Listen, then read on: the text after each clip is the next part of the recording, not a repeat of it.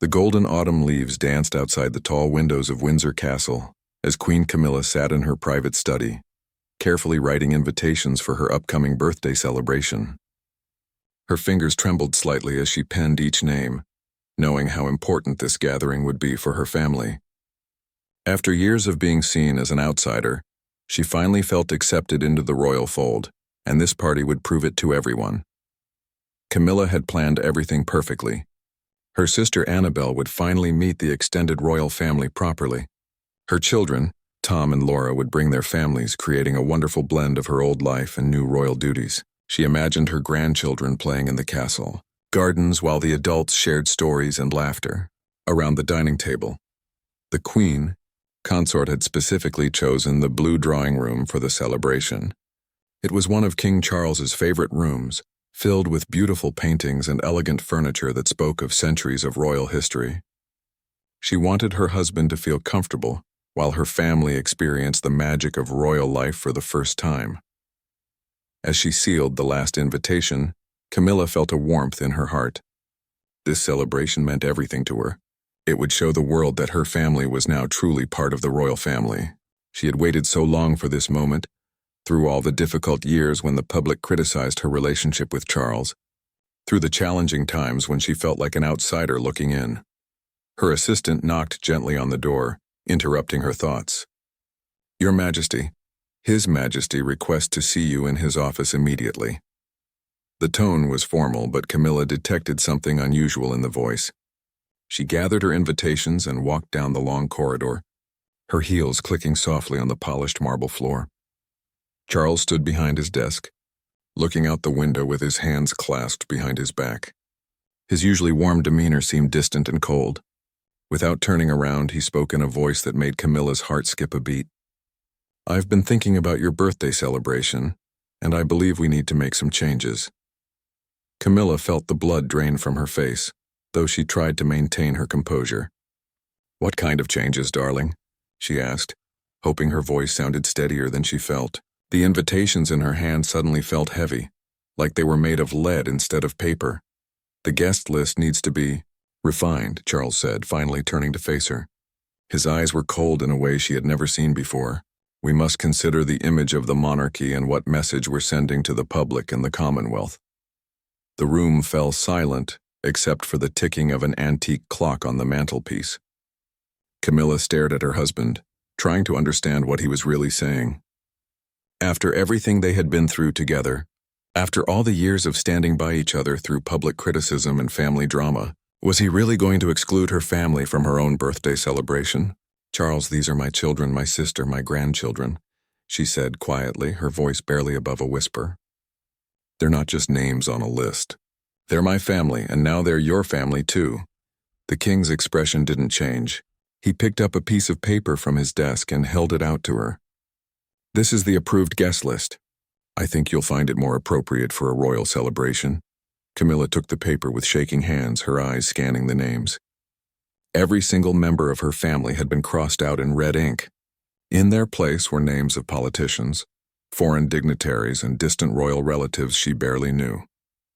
Her own birthday party had been turned into another royal duty, another public performance. "You can't be serious," she whispered, looking up at Charles with tears starting to form in her eyes. "This is my birthday, Charles. These people you've invited don't even know me personally. They'll come for the photographs and the publicity, not because they care about celebrating my life." Charles walked around his desk and sat down, creating a physical barrier between them. "As Queen Consort, your personal preferences must sometimes take a back seat to royal protocol. This celebration will be covered by international media. Every guest will be photographed and scrutinized. We cannot afford any complications."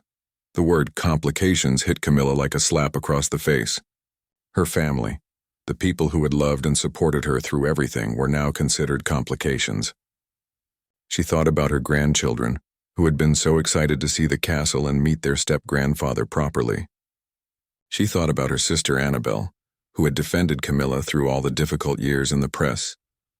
"What will I tell them?" Camilla asked, her voice breaking slightly. "How do I explain to my own children that they're not welcome at their mother's birthday celebration because they might embarrass the crown?"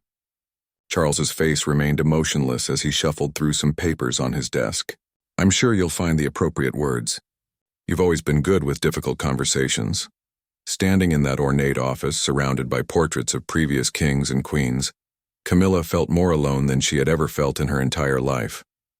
The man she had loved for decades, the man she had married despite enormous public opposition, had just told her that her family was an embarrassment to him and to the monarchy.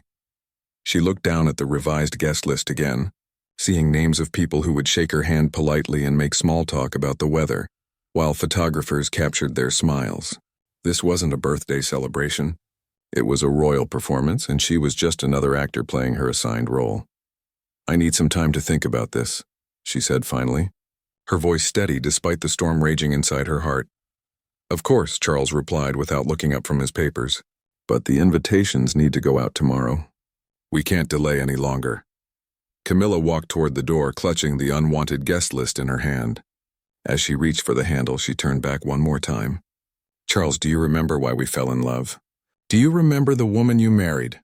Not the queen consort you created? For just a moment, she saw a flicker of the old Charles in his eyes, the man who had written her love letters and called her his soulmate, but it disappeared as quickly as it had appeared. That was a long time ago, Camilla. We have different responsibilities now. As she closed the door behind her, Queen Camilla felt like she was closing the door on more than just a conversation. She was closing the door on the dream that she could have both a loving marriage and a loving family relationship, while serving as queen consort.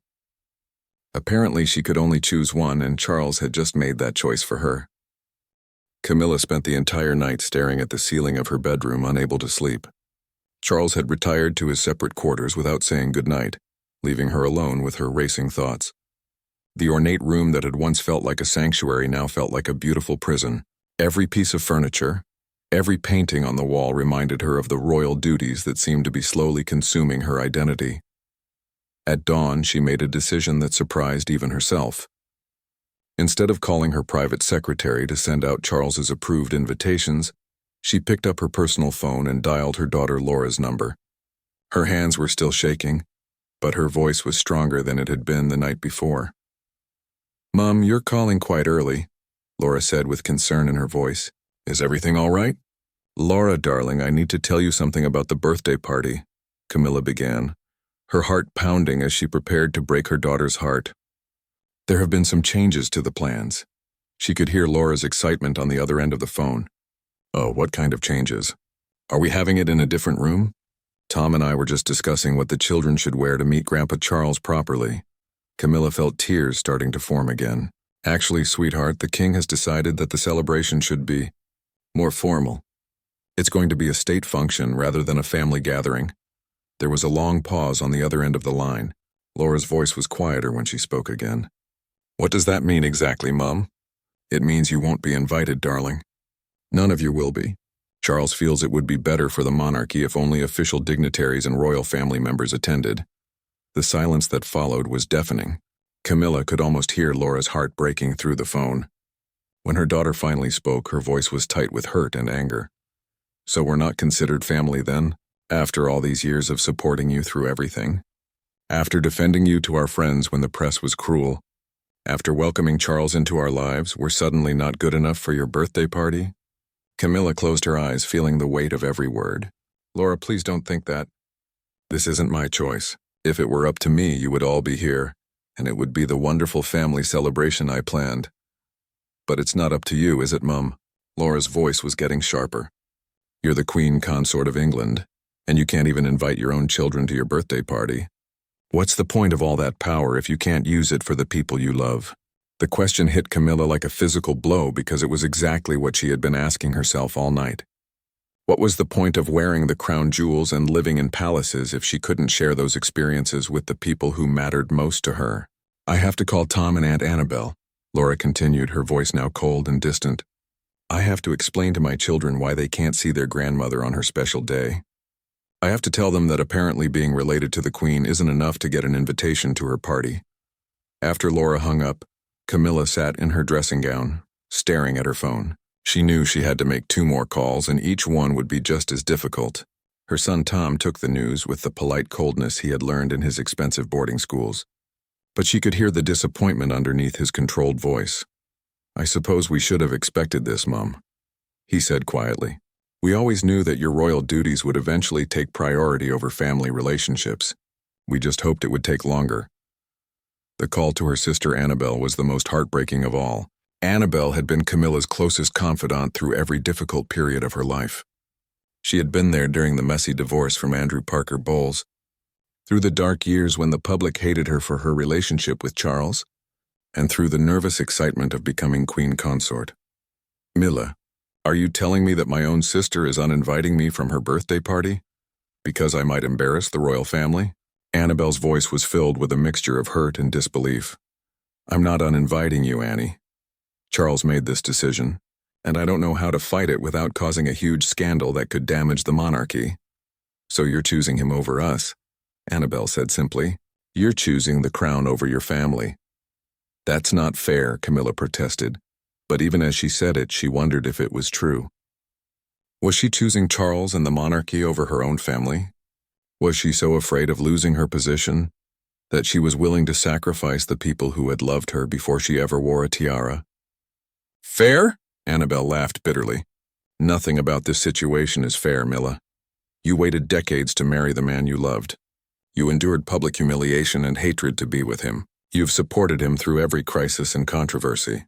And now when you want one simple thing, to celebrate your birthday with your family, he tells you no, and you accept it." After all 3 calls were finished, Camilla sat alone in her sitting room, looking out at the beautiful grounds of Windsor Castle. The gardens that had once brought her joy now seemed to mock her with their perfect, controlled beauty. Everything in her life was beautiful and controlled, but none of it felt real anymore. She thought about the woman she used to be before she became queen consort. That woman would have fought for her family. That woman would have told Charles exactly what she thought of his decision and demanded that he change his mind. But somewhere along the way, that woman had been replaced by someone who smiled politely and followed royal protocol even when it broke her heart. Her private secretary knocked and entered with a silver tray containing the morning newspapers. The headlines made her stomach turn with dread. Someone had leaked the story about the birthday party guest list changes. "Camilla's family snubbed by King," read one headline. "Royal Rift. Charles bans Queen's children from palace party," read another. The articles were filled with quotes from anonymous palace sources describing the tension between the king and queen consort. Some suggested that Charles was still uncomfortable with Camilla's middle-class background. Others speculated that he was trying to distance himself from her family to improve his own public image. Reading these stories, Camilla realized that her private family pain was now public entertainment. The British press, which had tormented her for decades, was now using her family's exclusion from her birthday party as another opportunity to question her worthiness to be queen consort. But the worst part was reading the quotes attributed to friends of the Parker Bowles family. Laura had clearly spoken to reporters, and her hurt was evident in every word. "The queen consort's children are devastated. They feel like they've been erased from their mother's life to make room for royal protocol." Camilla set down the newspapers and walked to her private office. She had a choice to make, and she knew it would define not just her birthday celebration but her entire future as queen consort. She could continue to follow Charles's wishes and attend a birthday party surrounded by strangers who were only there for political reasons. Or she could fight for what she really wanted, even if it meant challenging the King of England. As she sat at her desk, she began writing a letter that would change everything. It was time to remind Charles that she was not just his queen consort. She was also the woman he had once loved enough to risk his throne for, and that woman deserved better than this. The letter Camilla wrote to Charles was unlike anything she had ever written to him before. Gone was the dutiful wife who accepted royal protocol without question. Instead, she poured out 20 years of suppressed feelings about the sacrifices she had made for their love and for the crown. "My dearest Charles," she began, "I have spent the morning calling my children and my sister to explain why they are not welcome at my birthday celebration. I have watched them try to hide their hurt, while I made excuses for a decision I had no part in making. I have seen my private family pain become public entertainment in the newspapers. And I have realized that somewhere along the way, I stopped being your equal partner and became just another royal duty for you to manage. She continued writing for over an hour, her handwriting becoming more urgent as the words flowed out of her. She wrote about the woman who had fallen in love with a prince and thought she could have both love and family. She wrote about the countless times she had chosen royal duty over her children's needs. She wrote about feeling like a stranger in her own life, surrounded by luxury but starved of the simple joy of being with the people she loved most. I will not attend a birthday celebration where I am surrounded by people who see me as queen consort. First and Camilla second, she concluded. If my family is not welcome, then neither am I. I would rather spend my birthday alone than pretend to be happy while my heart is breaking. After sealing the letter, Camilla made another decision that shocked everyone around her. She called her private secretary and instructed her to cancel the entire birthday celebration. No dignitaries, no politicians, no distant royal relatives. If she couldn't celebrate with her family, she wouldn't celebrate at all. The news of the cancellation spread through the palace like wildfire. Staff members who had been preparing for weeks were suddenly told to stop all arrangements. The kitchen staff, who had been planning an elaborate royal banquet, found themselves with nothing to prepare. The florists who had been creating magnificent arrangements were told their services were no longer needed. Within hours, Charles appeared at Camilla's door, still holding her letter in his hand. His face showed a mixture of anger, confusion, and something that might have been hurt. Camilla, you cannot simply cancel a royal celebration because you're having an emotional moment, he said, his voice tight with barely controlled frustration. An emotional moment? Camilla looked at her husband with new eyes, seeing him clearly perhaps for the first time in years. Charles, I have just excluded my own children from my birthday party at your request. My sister thinks I've chosen the crown over our family. My grandchildren don't understand why they suddenly aren't good enough for Grandmama's palace. This isn't an emotional moment. This is me finally standing up for what matters most to me. Charles began pacing around her sitting room, his hands clasped behind his back in the gesture she had once found endearing, but now found irritating. You're being incredibly selfish, Camilla. This celebration was never just about you. It was an opportunity to strengthen diplomatic relationships, to show the stability of the monarchy, to demonstrate our unity as sovereigns. Our unity? Camilla laughed, but there was no humor in it. Charles, we haven't been united in years. We've been performing unity for the cameras while slowly drifting apart in private.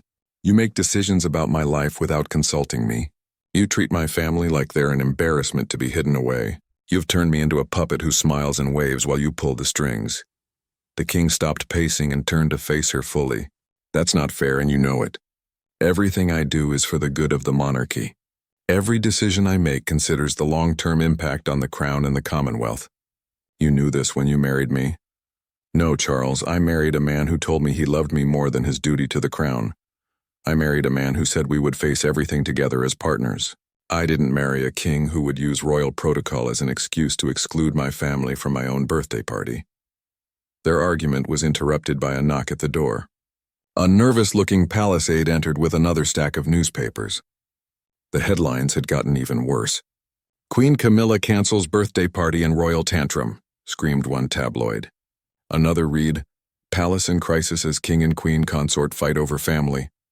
But it was the opinion piece in the Times that hit hardest.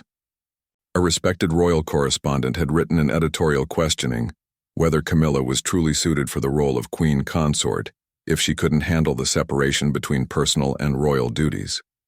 The piece suggested that her emotional reaction to the guest list changes showed a lack of understanding about the sacrifices required for royal service. Look what your tantrum has accomplished, Charles said, pointing at the newspapers. Now the entire country is questioning your fitness to be queen consort. The palace press office has been fielding calls all morning from international media. This is exactly the kind of scandal I was trying to avoid.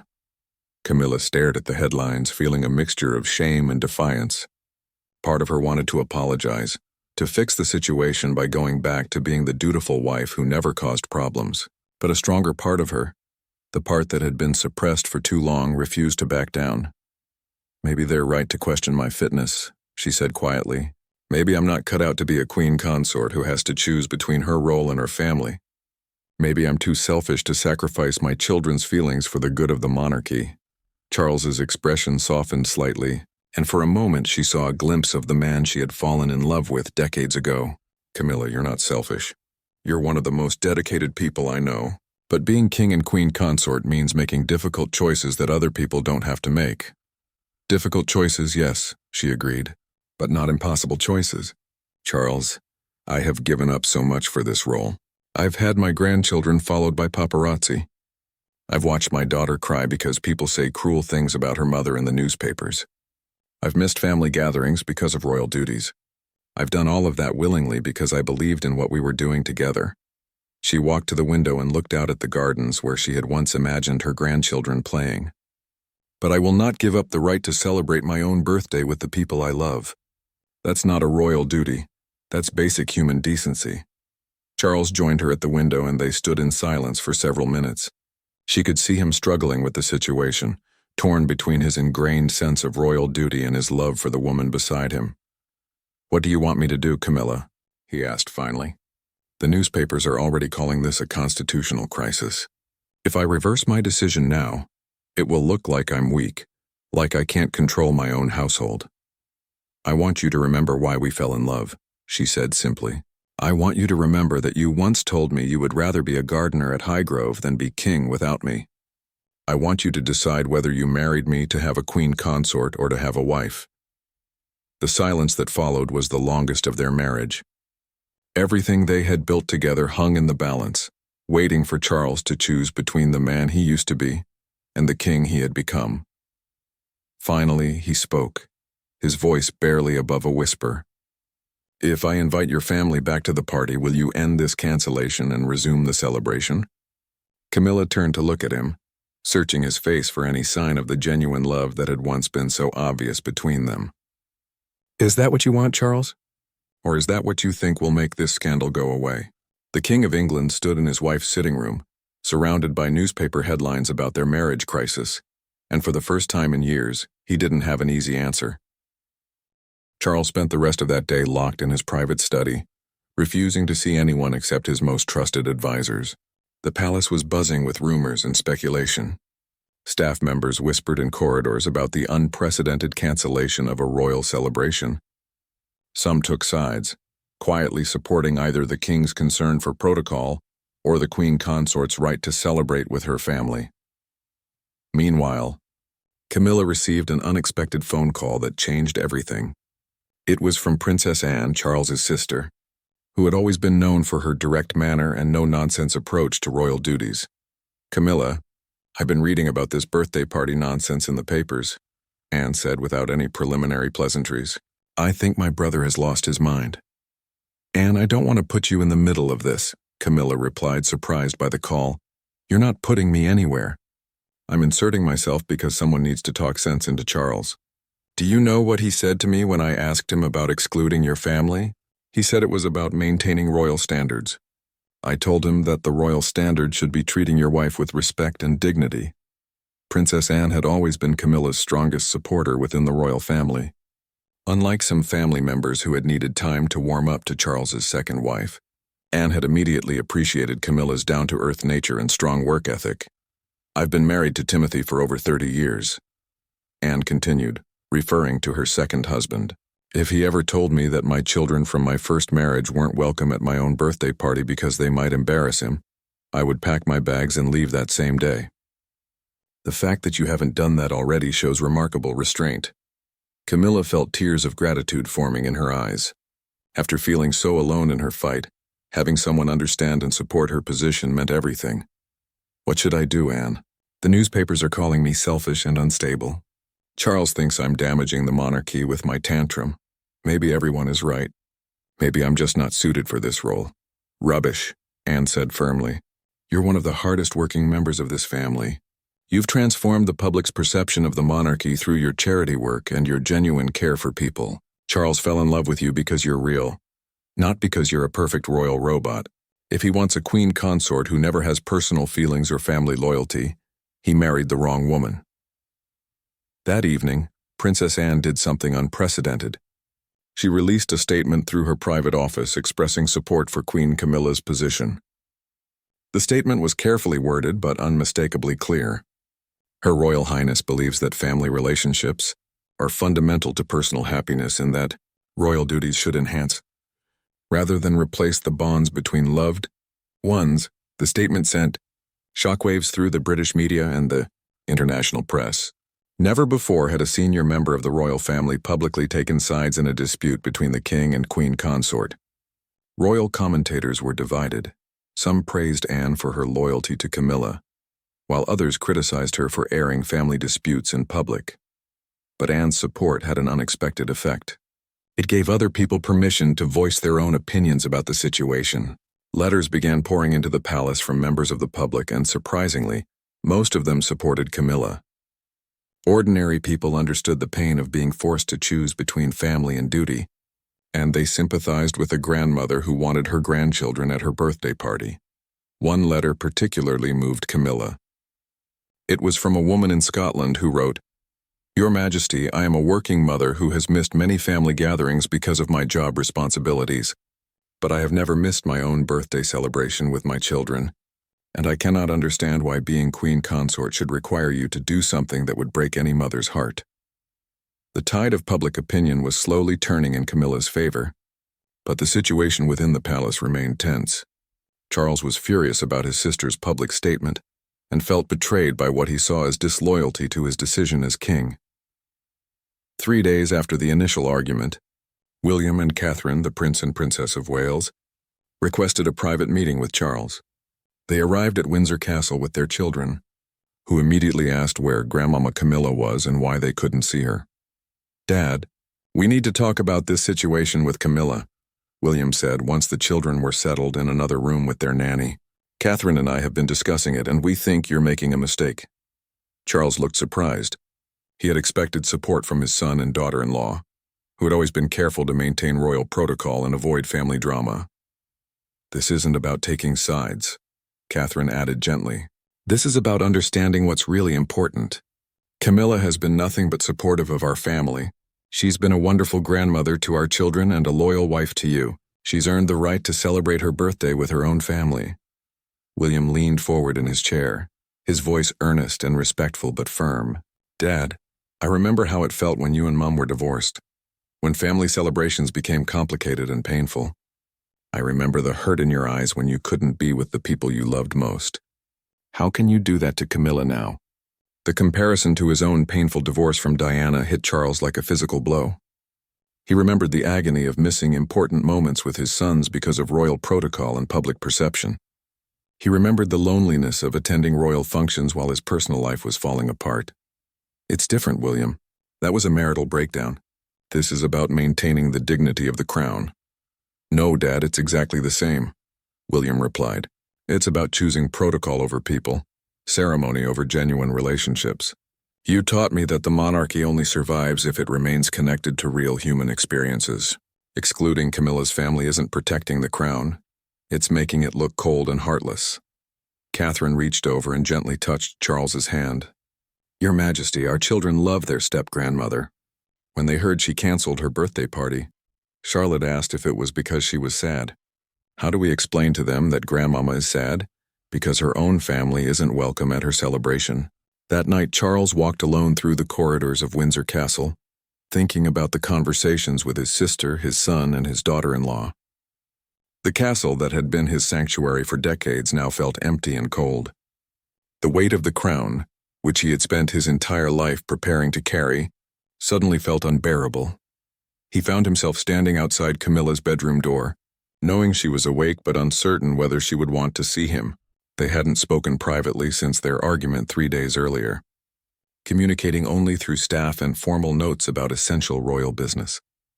For the first time since becoming king, Charles knocked on a door in his own castle and waited for permission to enter.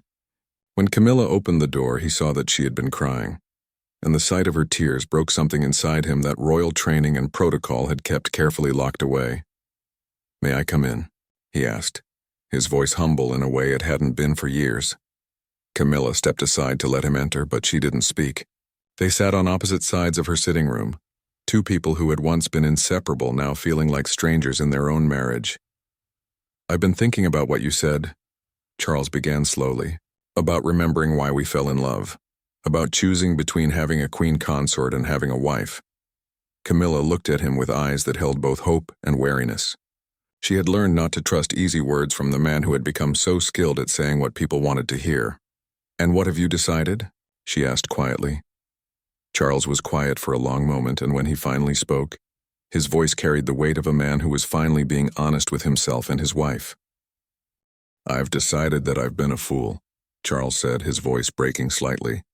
"I've been so focused on protecting the monarchy that I forgot to protect the most important relationship in my life. I've been so afraid of making mistakes as king that I made the biggest mistake of all. I hurt the woman I love." Camilla felt her heart skip a beat, but years of disappointment had taught her to be cautious. "Charles, you've said things like this before when we've had arguments. But then the next royal crisis comes along and you go back to making decisions without considering how they affect me or my family." "No, this is different," Charles said, moving to sit closer to her. "I've spent the last 3 days listening to Anne, to William, to Catherine, and to my own conscience. They've all told me the same thing, that I've lost sight of what really matters." He reached for her hands, and after a moment's hesitation, she let him take them. "Camilla, when I was a young man waiting to become king, I thought the crown would make me powerful. I thought it would give me the ability to protect the people I loved and to make positive changes in the world. But somewhere along the way, I started letting the crown protect itself instead of using it to protect what I truly valued." Tears were streaming down Camilla's face now, but she didn't pull her hands away. "Do you remember our first conversation about getting married?" she asked. "You told me that you wanted a partner, not just a queen consort. You said you wanted someone who would challenge you and keep you connected to the real world." "I remember," Charles said softly, "and you've done that beautifully for all these years. You've made me a better king and a better man, but I've repaid your love and loyalty by slowly trying to turn you into someone else. Someone who would never question royal protocol or put family before duty." Charles stood up and walked to the window, looking out at the moonlit gardens. "I called Tom this morning," he said quietly. Camilla's breath caught in her throat. "You called my son?" "I called him to apologize. I explained that I had made a terrible mistake and that I wanted him and his family to come to your birthday celebration. I told him that his mother deserves to be surrounded by the people who love her most, not by politicians and diplomats who see her as a duty." "What did he say?" Camilla asked, afraid to hope.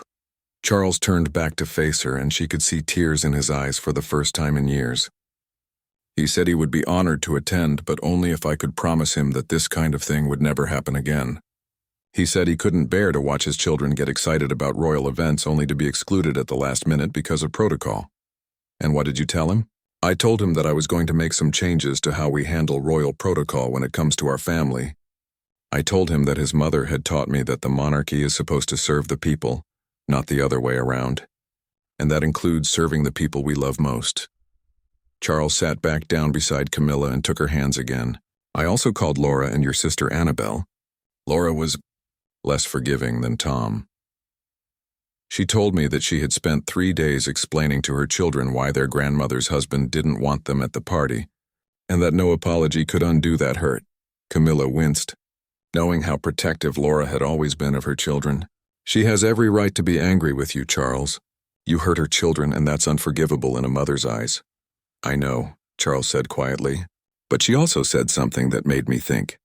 She said that her children still love their step-grandfather, but they needed to know that he loved them back. She said actions speak louder than apologies. And Annabelle, your sister was remarkably gracious considering everything. She said she had always known that loving you meant accepting the complexities of royal life. But she had hoped those complexities wouldn't include being treated as an embarrassment to the family." Charles paused, seeming to gather his courage for what he needed to say next. "Camilla, I want to do more than just invite your family back to the birthday party. I want to make some fundamental changes to how we approach our royal duties." Camilla looked at him with surprise. "What kind of changes?" "I want to establish new guidelines that protect family time and family relationships. I want to ensure that our grandchildren can grow up knowing they're truly welcome in our lives, not just tolerated when it's convenient for royal protocol." He stood up and began pacing, his voice gaining strength as he outlined his thoughts. "I've been thinking about the kind of monarchy I want to leave for William and his children. Do I want to leave them a cold, perfect institution that never makes mistakes but also never shows genuine human emotion? Or do I want to leave them something that's strong enough to adapt, to admit when it's wrong and to put human relationships at its center? Camilla felt a spark of hope that she hadn't felt in years. This was the Charles she had fallen in love with. The man who questioned everything, who wanted to make the world better, who believed that institutions should serve people rather than the other way around. But Charles, the palace advisors will fight you on this. They'll say you're making the monarchy too casual, too vulnerable to criticism. Let them fight, Charles said with more passion than she had heard from him in months. I've spent my entire life listening to advisors tell me what I can't do, what I shouldn't risk, what might damage the crown. But you know what's really damaging the crown? The perception that we're out of touch with ordinary human experiences like loving your family and wanting them close to you. He knelt down beside her chair, taking her hands in both of his. Camilla, I fell in love with you because you were real. You laughed at my jokes even when they weren't funny. You told me when I was being pompous or ridiculous. You made me feel like a man, not just a future king. Somewhere along the way, I stopped valuing those qualities and started trying to suppress them. I never wanted to suppress anything about you, Camilla said softly. I just wanted to be good enough for the role, good enough for you. You were always good enough, Charles said firmly. More than good enough. You were exactly what the monarchy needed. Someone who could bring warmth and authenticity to an institution that had become too formal and distant. They sat in silence for several minutes, holding hands and processing the weight of their conversation. Finally, Camilla spoke. If we're really going to change things, Charles, it has to be genuine. It can't be just a reaction to this crisis that gets forgotten when the next scandal comes along. I know, he said. That's why I've already asked the private secretaries to draft new protocols for family events and personal celebrations. From now on, when we host family gatherings, they'll be real family gatherings, not state functions disguised as personal events. And what about the birthday party? It's only 2 days away. Charles smiled for the first time in days. Well, I was hoping we could plan it together. The real celebration you originally wanted, with your children and grandchildren and sister, but also with some of the royal family members who genuinely care about you. Anne, William, Catherine, the children. Camilla felt her heart lifting for the first time since this whole ordeal began. You mean a real birthday party? With children running around and casual conversation and actual fun? Exactly. No photographers except for a few family photos. No formal receiving lines. No diplomatic significance. Just a celebration of the woman I love, surrounded by the people who love her most. As Charles spoke, Camilla could picture it, her grandchildren playing with William and Catherine's children in the gardens. Tom and Laura actually relaxing and enjoying themselves in the palace. Annabelle finally getting to see her sister truly happy in her royal role. There's just one condition, Charles added with a slight smile. What's that? You have to promise me that if I ever make such a foolish decision again, you'll fight me on it immediately instead of suffering in silence. I need you to keep being the woman who challenges me and keeps me grounded, especially when it's inconvenient for royal protocol. Camilla laughed through her tears, hearing echoes of the man who had written her love letters decades ago. I promise, but you have to promise me something too. Anything.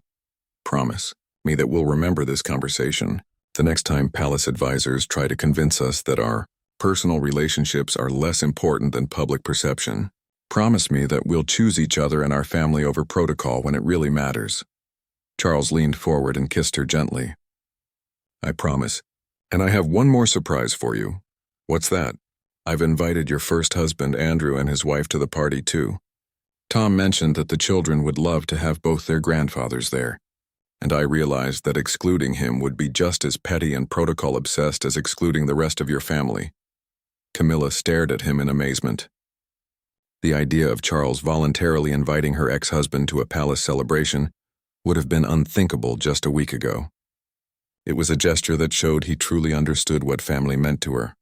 Charles, are you sure about this? Won't people think it's strange? Probably, he said with a grin.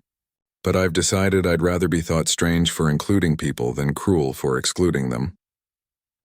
As they began planning the real celebration together, Camilla felt something she hadn't felt in years, the joy of being married to her best friend instead of just being queen consort to the king. The crown was still there, the duties were still real, but for the first time in a long time, They felt manageable because she wasn't carrying them alone. The morning of Camilla's birthday dawned bright and clear, with golden autumn sunlight streaming through the windows of Windsor Castle. For the first time in weeks, Camilla woke up feeling genuinely excited instead of dreading the day ahead.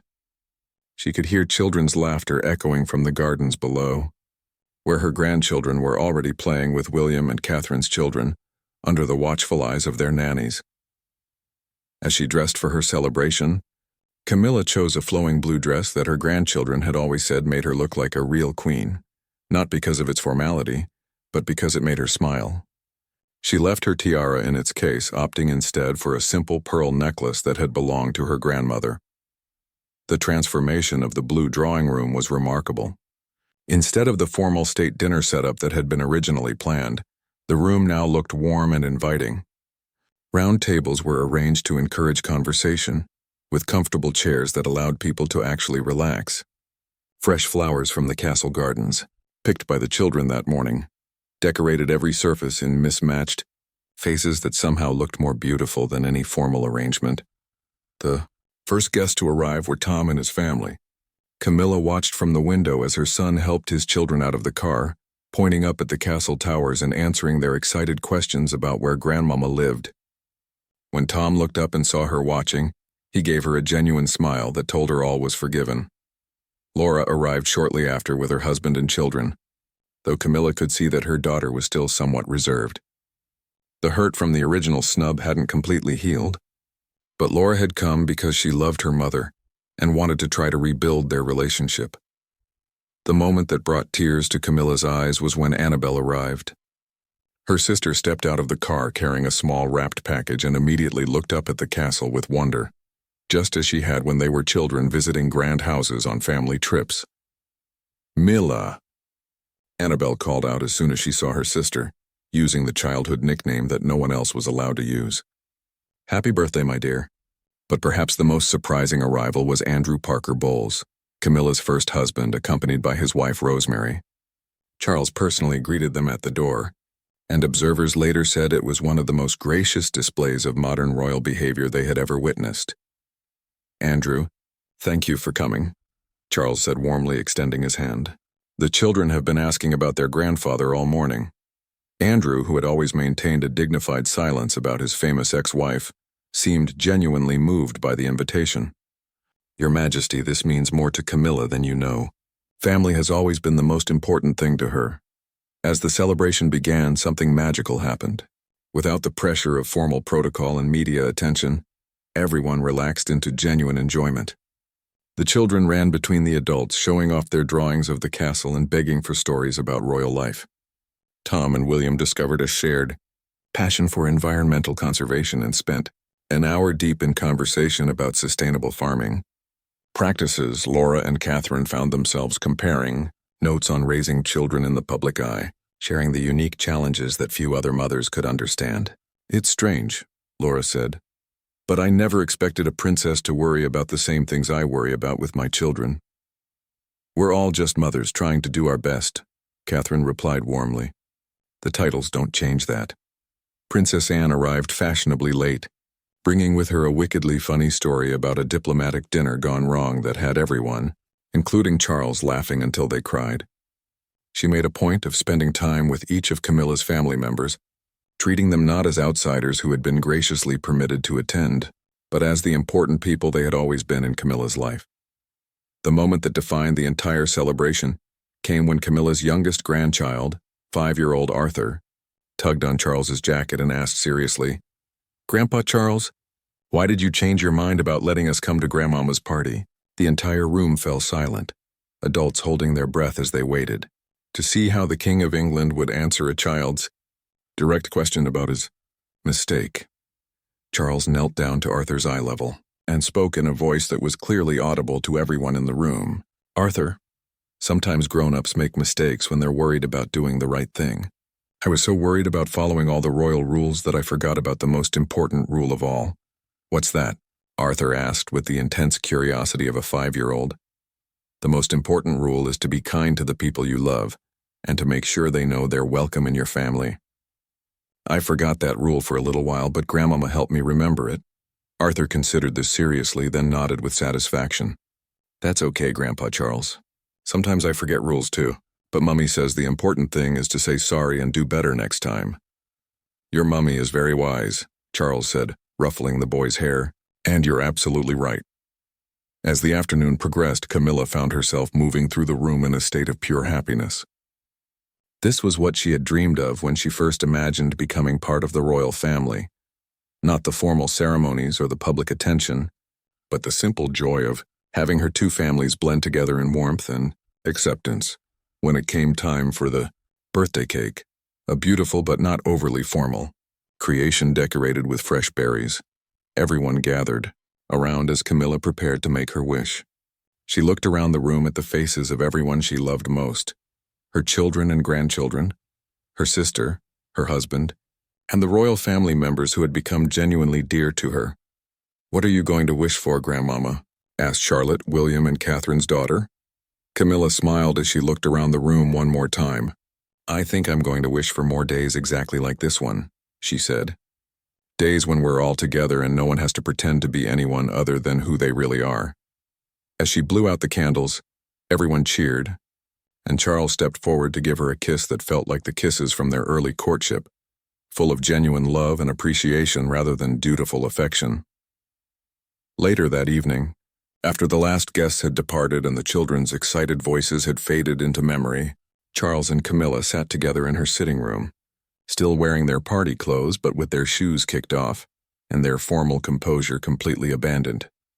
"Thank you," Camilla said simply. "Not just for today, but for remembering who we used to be together." "Thank you for fighting for what mattered," Charles replied. "For refusing to let me turn our marriage into just another royal duty. I needed to be reminded that love isn't something that should be managed by protocol." They sat in comfortable silence, watching the sunset paint the castle walls in shades of gold and pink. Tomorrow would bring new royal duties and public responsibilities, but tonight they were simply a married couple who had rediscovered what they meant to each other. "Charles," Camilla said eventually, "do you think we can really maintain this? Can we keep choosing love and family over protocol when the next crisis comes along?" Charles considered the question seriously. "I think we can, as long as we remember what we learned from this experience. The monarchy doesn't have to be perfect to be valuable. It just has to be human enough that people can recognize themselves in our joys and struggles." As they prepared for bed, Camilla realized that her birthday wish had already come true. She had her family back. She had her husband back, and most importantly, she had herself back, the woman who had always believed that love and kindness were more important than any protocol or tradition. The newspapers the next morning carried headlines about the new royal approach to family. Celebrations and editorial writers praised the king and queen consort for showing that the monarchy could evolve while maintaining its dignity, but Camilla barely glanced at the papers. She was too busy planning the next family gathering, secure in the knowledge that this time everyone she loved would be welcome from the very beginning. The palace staff noticed the change immediately. The king and queen consort seemed lighter, more relaxed with each other, and more genuinely happy in their public appearances. They had learned that sometimes the most royal thing you can do is to choose love over protocol, family over formality, and authenticity over appearance, and in the end, that lesson made them not just better royals, but better people, which, as Camilla had always believed, was the most important thing of all.